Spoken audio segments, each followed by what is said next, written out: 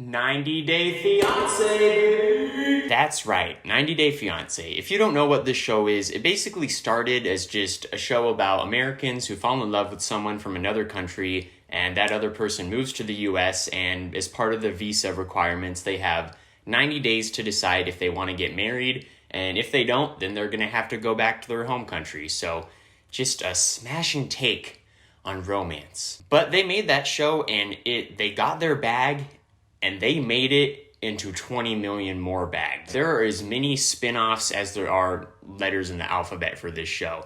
They made 90 Day the Other Way, which is Americans moving to another country and doing the same thing. They made Before the 90 Days, which is before they start that visa. They made Pillow Talk, which is people from past seasons reacting to the current season. And they just announced a new one where it's going to be people from the show reacting to hate comments on the internet about them.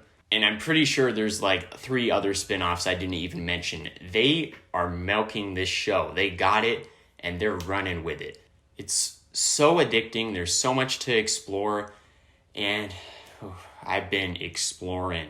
And it sounds like the garbage truck is outside because they knew I was talking about some trash. So I decided, why don't I take a super current, not at all outdated meme and just apply it to this show? That's right, we're doing a 90 Day Fiancé tier list.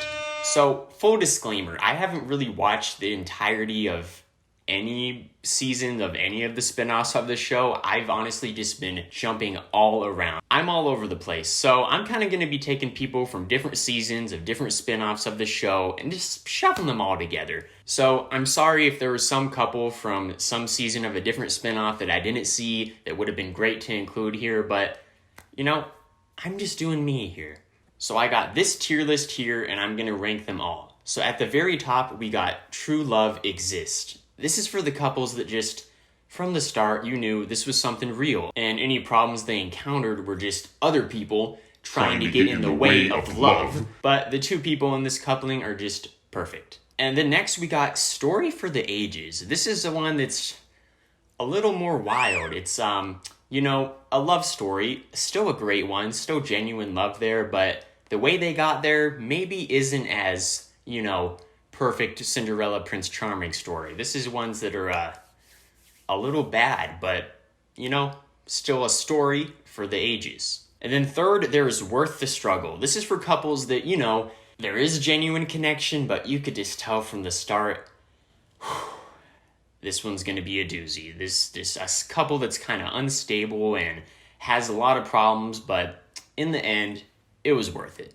And then there's Get Your Shit Together. This is for couples that maybe could have had something, but because of either one or both of them just consistently fucking up, it's just not gonna happen. So this is for couples that just need to get their shit together. And then the next 2 are pretty self-explanatory. We got lowercase oof and uppercase oof. This is just couples that you see them from the start and just go, oof, we are in for a ride.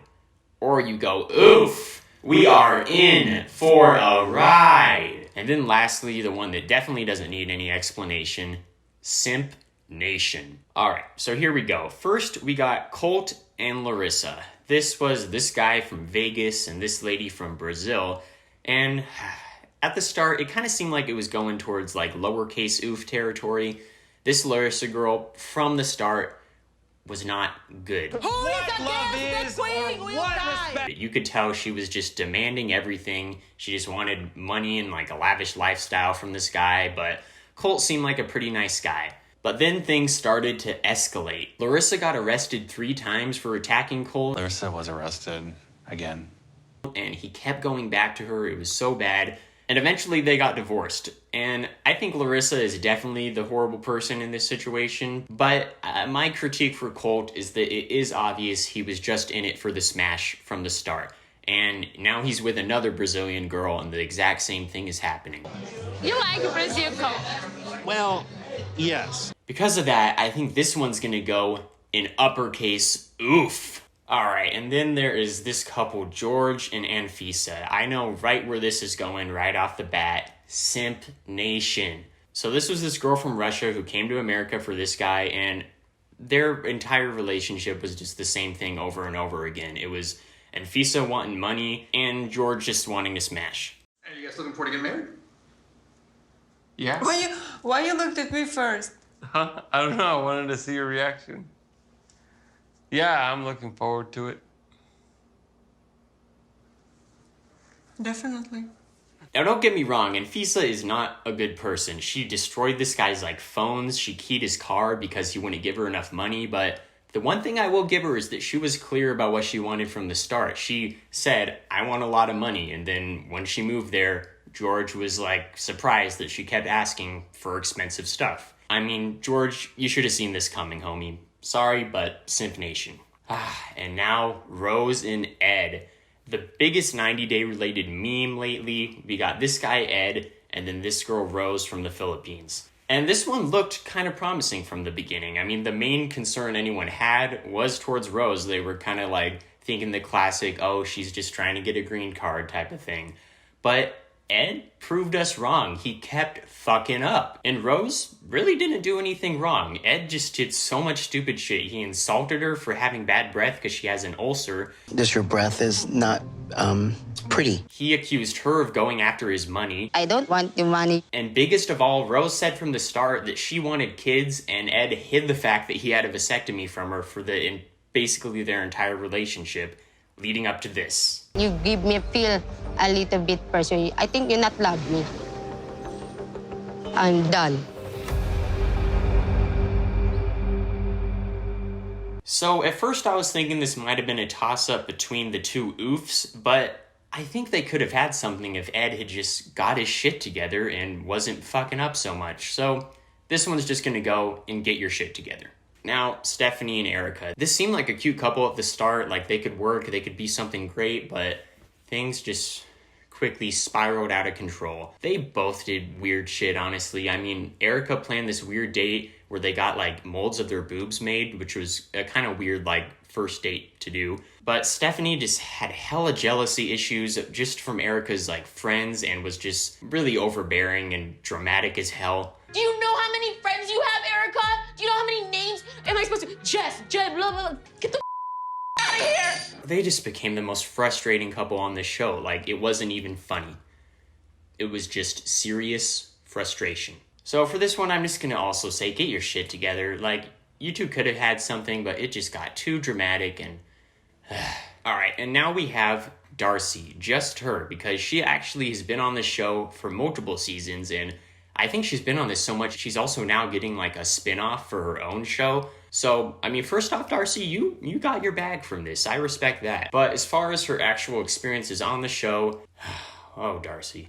First, she was on here with this Dutch guy, and then another season, she was with this British guy. And poor Darcy really just wants a man's. Like, there's nothing inherently bad about her, but it seems like she's kind of always rushing into things, and her main problem is like putting pressure on these guys to get married right away. And also, these guys she's being with are just not worth it. Like, this Dutch guy was like super macho and overbearing, and the British guy was like always seeing other women. So, Darcy, you're a nice lady, but she just doesn't really always keep her head on straight, and you can just tell from the start that this is kind of So I'm gonna put her in small oof. Sumit and Jenny. Oh boy, this story is wild, and mostly because of this guy, Sumit. He's from India, and he's with this lady, Jenny, and she's moving to India to be with him. And most of their problems were all Sumit's fault, to be honest. He catfished her from the start, saying that he looked like this when he actually looked like this. He hid his entire relationship from his family, causing all sorts of problems with them, and he kept saying he was going to propose to Jenny, but he wouldn't. But biggest of all, he hid the fact that he was married to someone else. And I was like, huh? This is wild.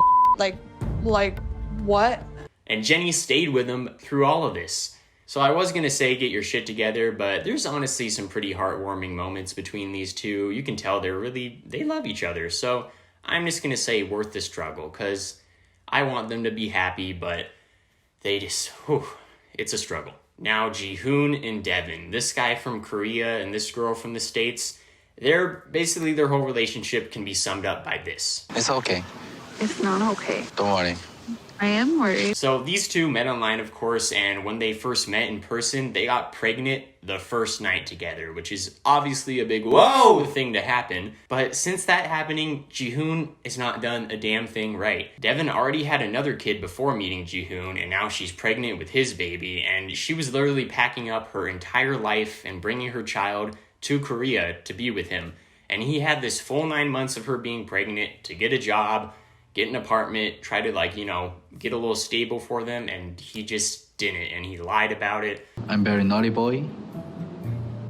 I'm just so funny. And honestly, props to Devin. She's done nothing wrong. She's been working hard to basically raise these two kids by herself up to this point. So these two seem like they could be happy together, but Jihoon, get your shit together, bro. Ooh, now David and Lana. This is going to be a controversial opinion, but I know exactly where they're going. Story for the ages. All right, so long story short, this guy met this Russian lady on some website, and for 7 years they were talking, and the only way they could talk was on this dating site that this guy was paying for, and he never video called her, saw her in person for 7 years, and everyone was obviously like, you're getting catfished, you poor guy.